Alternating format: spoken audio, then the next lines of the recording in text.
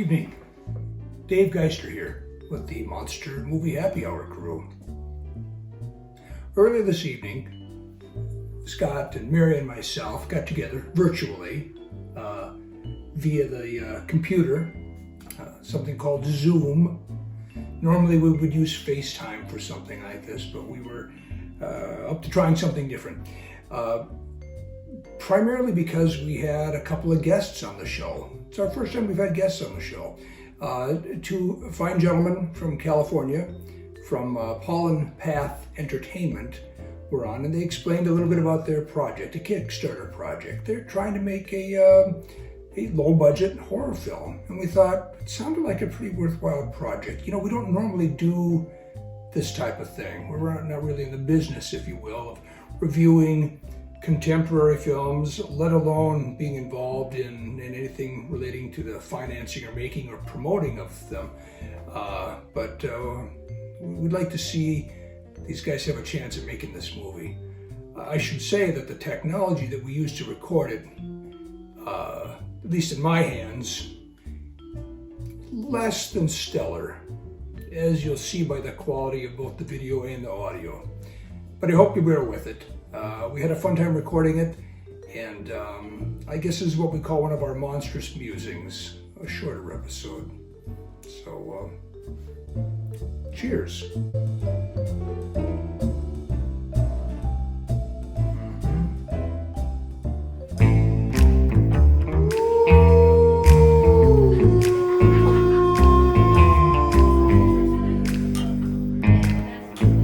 Welcome to the Monstrous Musings part of the Monster Movie Happy Hour, where myself, Dave Geister, and Scott Cheesebro and Mary Chalman give each other a lot of useless life advice and talk about genre films. But we have special guests tonight, and we're very excited about that.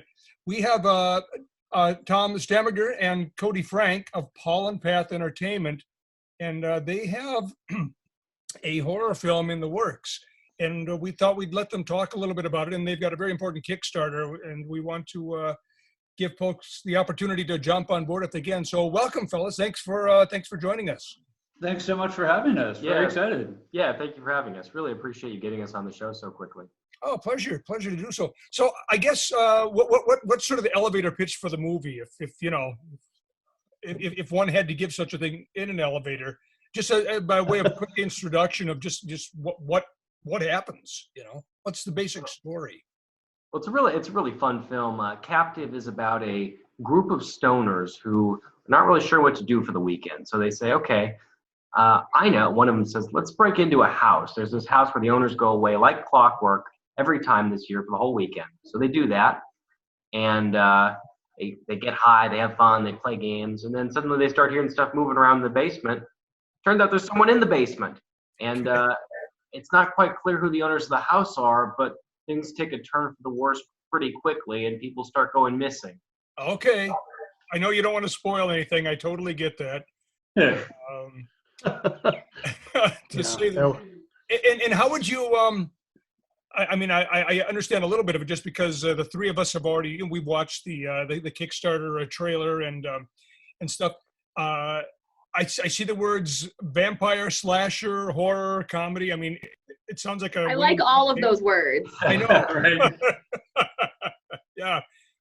So, we would definitely want to do something that was sort of slasher, bloody, gory, but at the same time, we wanted to offer a little bit more. So yeah. Some of the films that have gone, Babysitter-ish or Lost Boys are just really strict comedy spoofs. And when we get to the Twilight Zone area, which most horror folks don't really love, but have the romantic element of it, we tried to put some of all in there with a bit of Strigoi vampire lore added in. Ooh, okay. Oh, I like that. A little bit, tonally a little bit like Bram Stoker's Dracula, from the 90s with the really scary stuff, but there was also a bit of a romance thing going on. Right. A little bit like that. I don't know if Bram Stoker had stoners, though. There must have been an opium den somewhere. I've got to go back and reread that. There has. I would bet my bottom dollar that Lucy would have been one. Oh yeah, absolutely. Oh, sure. Yeah, I really missed opportunity if she wasn't. So, oh, I'm sorry, Mary, you were saying? Yeah, so tell us about some of your inspirations for the film. We're a new film company. We had made some short films and we're ready to make our first feature film. So sort of starting out just doing business research on how not to lose a lot of money while making film. Yeah. I came across that genre films are certainly the most likely to make money. Yeah. Across all of film, only 37% of films ever make money. 99% of them actually never even get funded. Oh my. But in horror, it's 53% that usually make money. And if you sub-genre into horror, we'll find things like vampire films and found footage films that likely do even far better. Sure. Okay. Interesting. And there haven't been a ton of vampire films since the Twilight years that sort of ran the course and ramped everything up, and there hasn't been much since. So it seemed a good open space for us to try starting.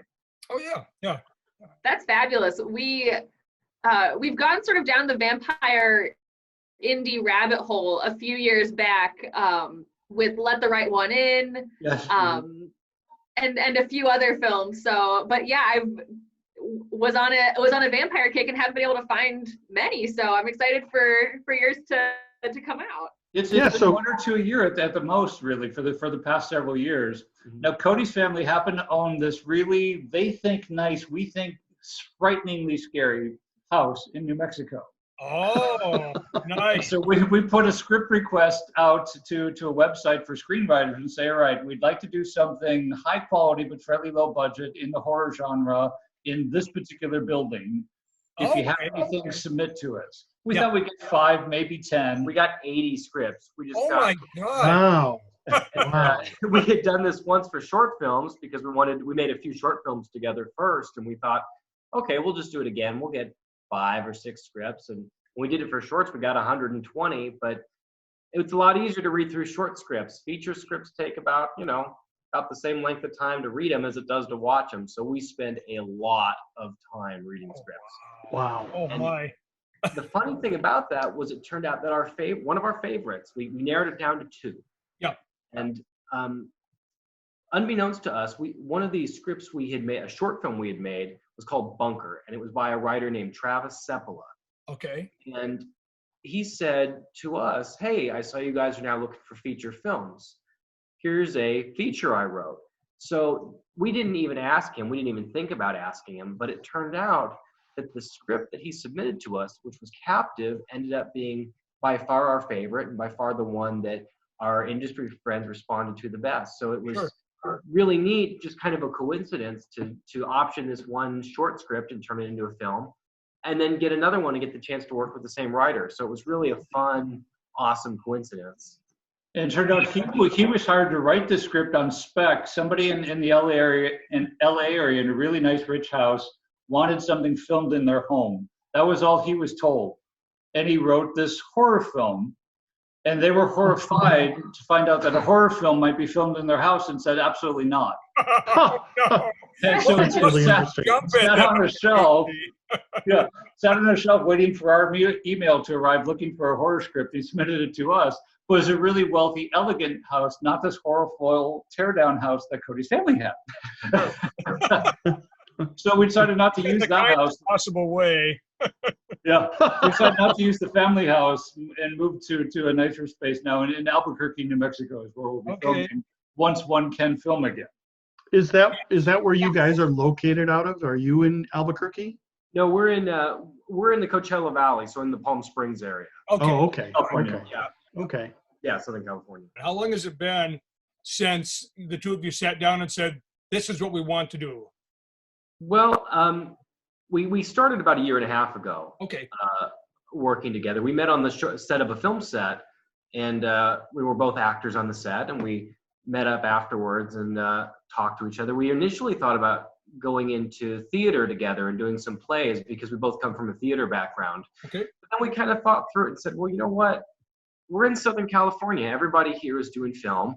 I had made a short film that had gone to some film festivals, and Tom had run his own professional theater company for many years. So we said, well, why don't we jump into film and see what happens? Okay. So we said, okay, let's do that. Let's option some short films. Let's make some movies start to finish that are shorts that we can do on a limited budget and see how well we work together. And we worked well together. Our last short film, Bunker, just went to Grauman's Chinese Theater and screened there, which was really cool. Oh, that must have been wonderful. It was really great. It was really exciting to see there, be there with the handprints, in the and see the stars. Outstanding. And then we jumped on Captive about October, I think. Does that A sound little bit about right? early, probably about August, September, because we made our first visit out there with the boys in October, in December. So it's probably August or so when we put the request out for scripts. So, And then we made our first visit to New Mexico to take a look at this property in October and see if it would work. yes. And in that trip, found a director, production manager, and some crew, and started to put the process together. So really, since October, we've been going fairly strong. We were meant to leave in 2 days to go do pre-production and start filming the first week of May, but something seems to be happening in the world right now that makes that a bit challenging. Yeah. We can't leave our house. That's like the big elephant in the room we should just talk about. Yeah. There's no way around the damn thing. Well, Right, so everything shut down, obviously, and then no way to know when we can start. So the best we can do now is sort of look and say, well, based in China, it should take about this amount of time, and maybe we could go then, which right now the best hope is early May, so we could probably start to film maybe mid-June is sort of the hope. Okay. Are you pretty much have most of the pre-production work then out of the way already, or? Well, a lot of the hiring and stuff, a lot of that's been handled because our director comes with a large amount of crew. But in terms of the finding the location and set dress and location and all that, none of that's really been done. A chunk of the actors are cast, but there's still some openings. Sure. So we're really planning on going and having about 3 to 4 weeks to prep as soon as this is all done. And then And then how many days or weeks do you have slotted for filming? It'll be a 3-week shoot, 14 days of shooting plus weekends off. So about 3 weeks of time total. Okay, sure. Yep. And then what do you estimate for post? 3 months of post. 3 months of post. Okay. Yep. You already have special effects people nailed down, makeup effects and all that? Yeah, a lot of that. We've got a great makeup artist coming out of New York, actually, who specializes in trauma effects. And perfect. Trauma effects. Yeah, exactly, which we need for a vampire movie. Well, Sure. And our director has a special effects guy that he works with. good. And then Thankfully, a lot of that's been taken care of. That was the hard part, finding people. So it's nice to come with a director who has all that in place. Right. Yeah. So in terms of your director, this is Alejandro? So the interesting story of he came to our attention because Robert Rodriguez, who started, in his first film doing a film for $7,000 in 2 weeks' time, did a television series based on that. Okay. On his own television network, El Rey Network, and brought in 5 directors to try to mentor in the same space. And Alejandro was one of them, and in fact, the one who did the best on the show. Okay. And so part of that show was to make a feature film. So his first feature film was part of that show. He's made a second one right now that just got finished, and this will be his third. Okay. But Robert Rodriguez, if the film goes well, will help mentor along the way and be a part of our process. wow, that's great. Oh, fantastic. Great. Yeah. No, that's a nice connection. It sounds like kind of a nurturing connection, quite frankly. Yes. And it's someone who's done really well and wants to give back, which is always great. That's great. Outstanding.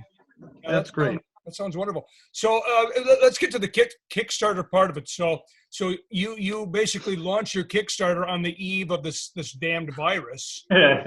Sadly, yes. Yeah. Yeah. So we raised about a third of what we hoped to in the first week, and we've raised about $3 in the 3 weeks since then.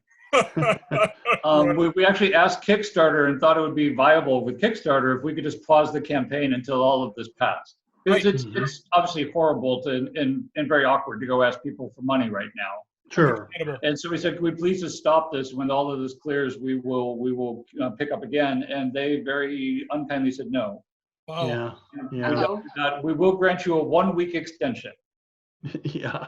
as if this will all clear in the next 7 days. Right. So we have 9 days or so left Yeah. now to try to raise the last third of our money. Luckily, most of the film was already pre-funded. The Good. Kickstarter part was to raise the last $30,000 to $50,000. Yep. Oh, I see. Okay. Yep. Well, that's good. We've got about 20 of it in now. We have Yeah. another 10 to somehow go in the next 9 days. Yeah. Yeah. Well, I hope we can get people to step forward and take a look and give it a chance, because I think from my perspective, and I think I may be speaking for Scott and Mary too, we really love the idea of independent creatives trying to do something. And for us, we're genre people to begin with. You know, there's a reason we call ourselves the Monster Movie Happy Hour. Well, the other part of it is the fact that I've got a cocktail going. I embarrassingly enough don't have a cocktail, but I have a very cheap beer. So that counts. We very sadly, I went to go open a bottle of wine last night, and the corkscrew tip broke off in the bottle. Oh, That's Oh, So that's we're like the cocktail this final year kick as well. to the shins. that's actually the saddest story I've heard so far. Right? Coronavirus, whatever, but wine bottle, Yeah. no can get into. that's, that's terrible. That's Well, terrible. Well, I guess as part of the hour, I think we should probably ask, what is your cocktail of choice? Oh, yes. I am a Grey Goose vodka and anything guy. Okay. Yeah, I'm pretty Very much a Bloody Mary guy. Okay. Oh, Bloody Mary. Woo. Wow. That's There you go. I would Bloody Mary go to. So Oh, good. well done. Yeah. You're That's here. one of the few drinks I can't do. I'm Really? not a big. They're so good. I'm not a big Scott. fan of tomato juice. Yeah. I love them on early morning flights if I happen to get bumped up to first class, I will say. Well, there's that. There's something to be said for that. Understandable. Oh, but getting back to your Kickstarter campaign. So you said you've got just over a week, and you've got to basically people have to belly up about $10,000 or something like that. Is what at this point. That's your That's what- goal. Yeah, exactly. So the way Kickstarter works is it's all or nothing. Right. So if we fail to raise the money, we don't actually get any of the money we raise, which is a bummer for us, but it's also the fairest way to do it, I think, because otherwise we'd be getting all this money coming in. Right. And if we're not able to build the film with it anyway, it's only fair that the people who pledged are not charged. So that's why there's so much urgency out there to raise the rest. Absolutely. Yep. Yep. There's perks starting at $10, and somebody wants to give 10,000. They're open to do so. but pledges start at $10. So there should be, if anybody has any money, which many people right now don't have any, but if they have any, there's something for every budget and a perk to go with. Everything from bottle openers to T-shirts to actually being able to be killed by a vampire on set in the film. I know. I was looking at the perks, thinking, "Oh my goodness, look at that! We need to. I want to mortgage the house and do it all." I'll try and combine my resources so that we can see Scott killed by a vampire. Oh yeah. There's a lot of people that would like to see me dispatched. Just for that. then we'll all be able to pool our resources, Scott.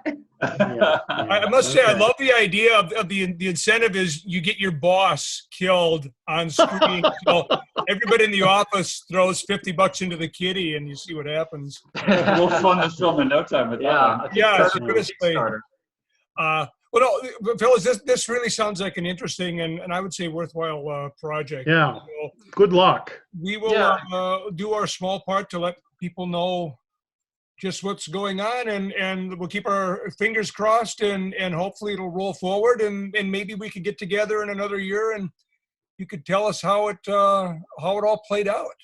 Yeah, that'd be awesome. And one more thing I'd like to add is just Please, that, yeah, anything.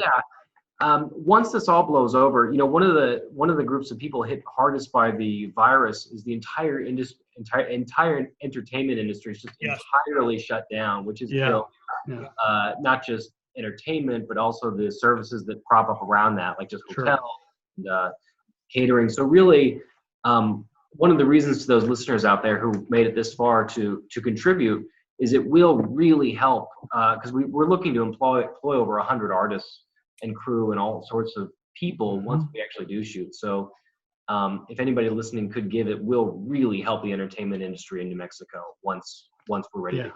They'd appreciate it, and they'd appreciate it too. And for the big genre fans, the big news for us as far as the film goes is that our film stars Scout Taylor Compton. That's right. Oh my God. we forgot Rob about that. Zombie's Halloween, Halloween 2, The Runaways, etc. Almost $400 million in box office gross sales for her films. And she very, very kindly agreed to be in our first for us. Outstanding. No, Great.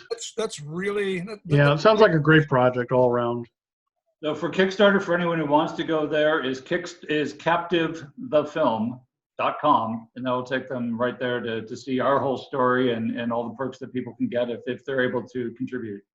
Oh, outstanding. Great. Yeah. Great. Well, we'll stay in touch with you fellas as this goes along, just to hear how everything plays out. We'd like to see it happen, Thank you Absolutely. so much. Really appreciate it. Thanks for having us. Real pleasure. So Yeah, thank you. Yeah, I think I would say cheers and good luck to you all. absolutely. Good Well, luck. as soon as we can get into the wine. Yeah.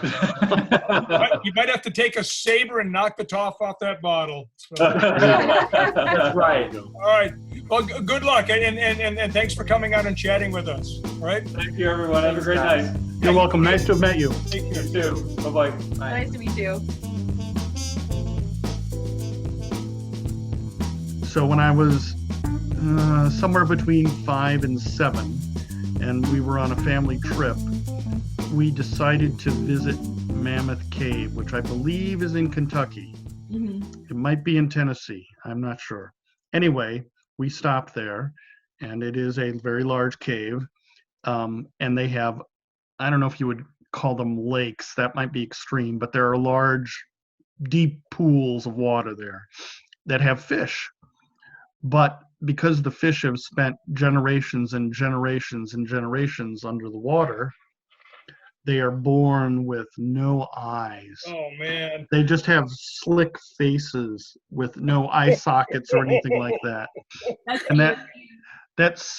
And you could see them because the water was very, very clear, and it seriously freaked me out as a kid. So that's all there is to the story. It wasn't like one bit me or flew out of the water or anything, but Still, I thought you were saying you like stumbled upon a cave and fell in. I know. no, Could have been worse. no. Sorry, my story is boring and pedestrian. I'll be honest though, when you got to the part about the fish without eyes and the slick faces, that was unnerving. So thanks.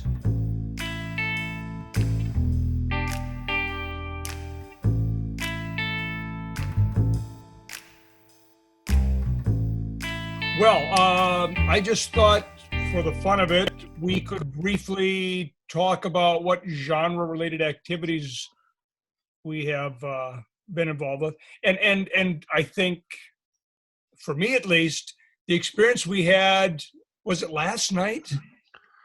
With the live viewing of the live tweet with Ted Geoghegan and Barbara Crampton? I was largely absent. Scott. As was I. I wish I could have been there. But Dave, you killed it. You did such a good job. Thank you for doing that. Hey, I was having a hell of a good time.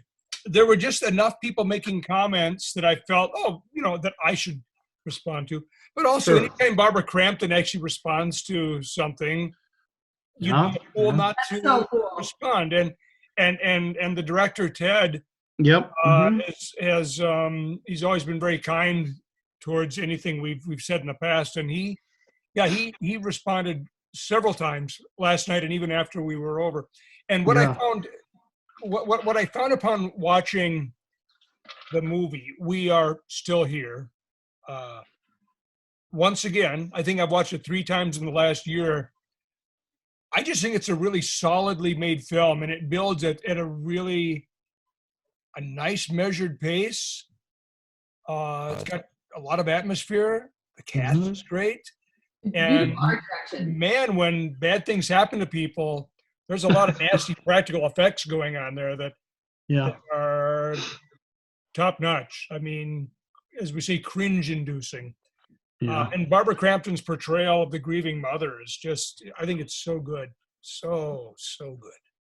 To me, it rings so much like a 1970s horror film.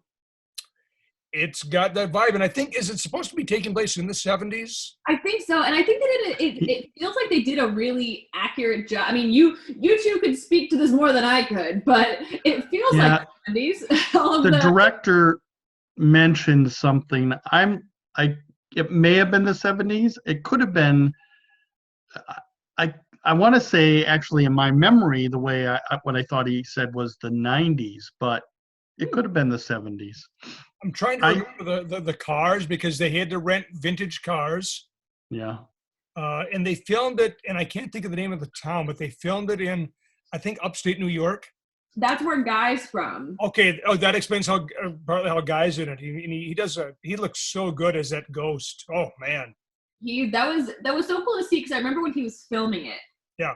And I posted a few pictures, like, oh, this is really neat. This is really cool. And then I think all three of us, or Dave, just you and I can't remember how it happened, but we all watched it a few years back, and I was like, holy shit, this is that movie that Guy was in. That's the movie. And it was so cool. It was one of those cool experiences where it's like, oh my God, there he is.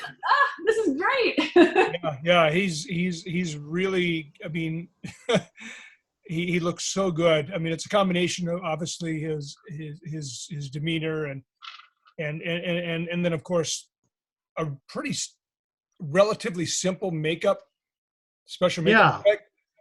Simple but effective.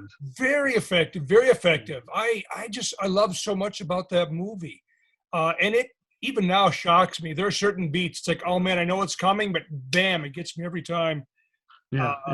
And then the way it ends on that kind of a sweet note, Mm-hmm. you know, with Barbara Crampton's character going down into the basement to see her son, and the father standing at the stairs, you know, and he's looking down into the darkness towards us, and he says, "Hey, Bobby," and there's a hint of a smile. It's like, oh man, it just tears you apart, but there's a little smile at the same time. I thought it was really well done. So it was a really cool event.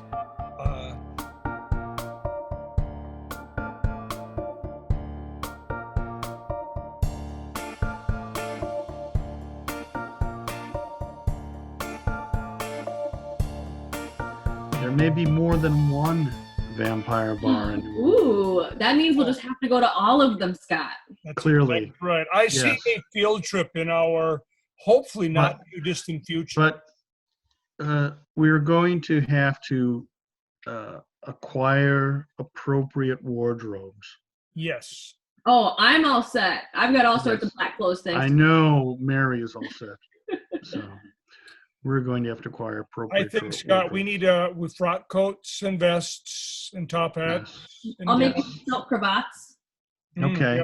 Yeah. And I want a walking stick with a suitable, silver head on it. I'm not quite sure what. Yes. Let me think about that. You have to think about that, and you'll have to Google the possibilities, or Yes. contract with someone to make one a custom-made one. If only my dear Leo was still alive, he could make me something. There you go. May he rest in peace. Indeed, indeed. Well, friends, this has been a lot of fun, but it occurs to me we have rambled on to the point where this is no longer a monstrous musing. This is this is an epic retelling of something, of a fever dream. I'll start quoting Homer soon. That's right. Wow, that's a definite cue to cut it off. I think that's as good a cue as any. Hey, I have got a little bit left in my glass. So next time we get together, Caltiki is coming out this week. Our episode, that is. Caltiki. Indeed. And we are going to be tackling the, so to speak, the creature from the Black Lagoon. We'll be watching. I'm very excited for this. And hopefully our friends at Paul and Path Entertainment will have a successful conclusion to their Kickstarter program. At least get a bump. Movie. Yeah. Yep. So we'll see what happens with them. So, what do you say? Should we wrap this baby up? Sounds good to me. All right, friends. Cheers. Cheers. Again. Good to see you. Take care. We hope that everyone in their own deep dark lounges are doing well. Indeed. Yes. Second that. Good night, friends. Cheers. Cheers. Cheers.